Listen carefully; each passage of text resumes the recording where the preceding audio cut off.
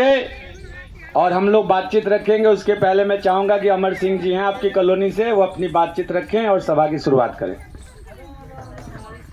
Hello, पहली बात तो एकता संघर्ष समिति और रुपेश जी का बहुत बहुत धन्यवाद जो इन्होंने हमारी कॉलोनी में आए और आभार व्यक्त किया। तो ये लड़ाई एक आदमी की नहीं है, ये सबकी है, परेशानियों सबकी है, दिक्कत सब है, कोई आराम से नहीं है।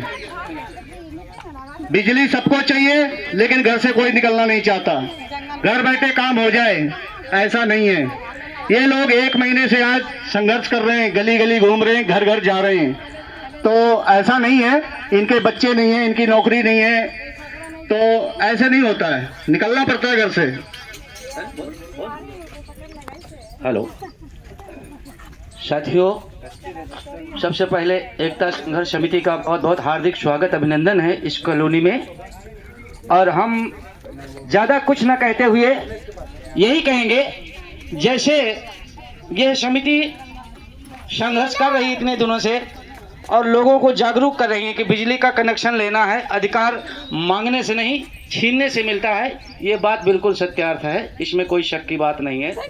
तो सब लोगों को ये चाहिए कि एक मन बनाकर, एकजुट होकर और एक तरीके से काम करने के बाद ये काम जरूर फलीभूत होगा, बिजली का कनेक्शन जरूर मिलेगा। मैं इतनी दूर से आप सभी चलकर आए हैं, धन्यवाद के पात्र तो है ही हैं, साथ में मैं आपके दिलो दिमाग में एक ऊर्जा भर देना चाहता हूं 2 छोटी सी बात से। मेरे कहने का मतलब है, मुर्दा को प्रभु देते हैं कपड़ा लकड़ी आग, जो जीते चिंता करे वाको बड़ो अभाग। कहना, एक मुर्दे को 4 आदमी अपने कंधे पर उठाए चले जा रहे हैं और शायद इसी तरह की भीड़ होती है कारवां में। उस कारवां में मुर्दे ने जिंदे आदमी से सवाल कर दिया कि तुम लोग जिंदे होकर के अपना हक अधिकार नहीं ले सकते हो, मैं मर गया हूं, मुर्दा हूं। मुर्दा होने के बाद 4 आदमी तो बड़े प्यार से मुझे अपने कंधे पर उठाए हुए हैं, नात बात रिश्तेदार यार दोस्त सब मेरी जय जयकार कर रहे हैं, और मुझे लकड़ी आग कपड़ा सब फ्री में मिल जाएगा, मेरा अधिकार जो है मिल जाएगा, बिना मांगे मिल जाएगा। और फिर आप लोग तो जिंदा हैं और जिंदा होकर अपना अधिकार नहीं ले सकते, तो मुर्दे से भी बदतर हो। इसलिए संघर्ष करना जरूरी है, बहुत जरूरी है, क्योंकि बगैर संघर्ष के कुछ नहीं मिलता।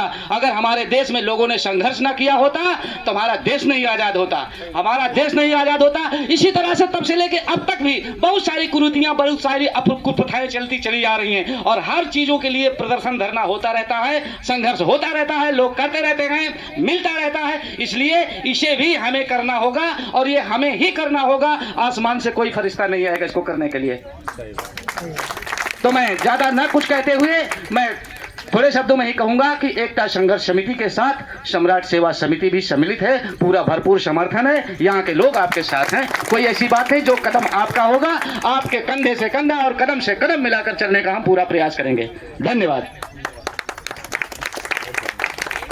धन्यवाद साथियों, ओम विहार कॉलोनी के बारे में हमें ज्यादा पता नहीं था। हम लोग पिछली बार आए थे, एक बार यहाँ पे तो बहुत कम घर थे, या हो सकता है हम लोगों को पूरा पता ना हो, हम लोग एक गली से चले गए हों। और जब से ये बिजली कनेक्शन की लड़ाई शुरू हुई तो हमारी पहली कोशिश थी कि जैसे देखिए हर कॉलोनी में अपनी समितियां हैं या ग्रुप बना रखा है लोगों ने, और अलग अलग लोग प्रयास कर रहे हैं, आज से नहीं पिछले कई सालों से।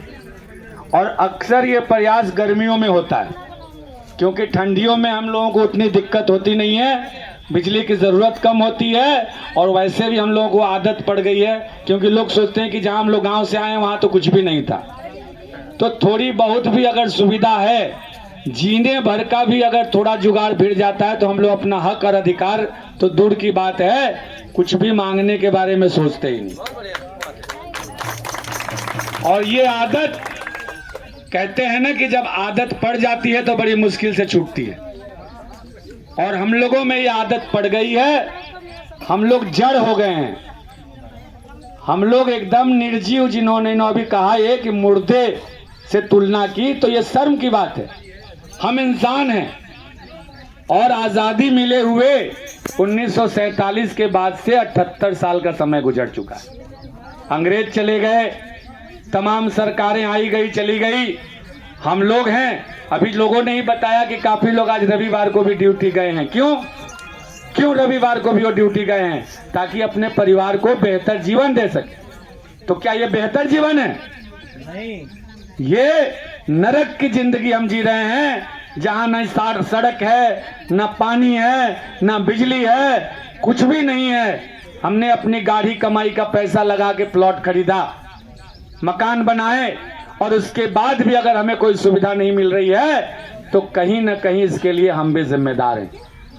क्योंकि हमारे दिमाग में बैठा दिया गया है कि तुम तो डूब में लेके फंस गए हो, कॉलोनी अवैध है, नदी के किनारे है, ज्यादा चिल्लाओगे तो तोड़ दिए जाएंगे। तो साथियों, कब तक डर डर के जिएंगे? डर को दिल और दिमाग से निकाल दीजिए और निडर हो जाइए।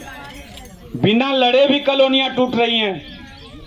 तमाम इलाकों में बुलडोजर आती है, कोई नोटिस नहीं, कुछ नहीं। कोई अधिकारी है आया गिरा के चला जाता है, हम पूछते तक नहीं है कि भाई किसके आदेश से गिरा रहे हो, कौन सी नोटिस आई है, किस खसरे नंबर के लिए आई है। हम लोग मूक दर्शक बन के देखते रहते हैं और इसलिए वो अपनी कार्रवाई करके आराम से चले जाते हैं। तो देखिए, बिजली कनेक्शन की जो लड़ाई है ये पिछले 1 साल से एकता संघर्ष समिति के नेतृत्व में चल रहा है। और हमारे बिजली कनेक्शन पे जो रोक लगी है वो कई जगहों से लगी है। सबसे पहली रोक तो जिला प्रशासन यानी डीएम ने लगा रखा है, और डीएम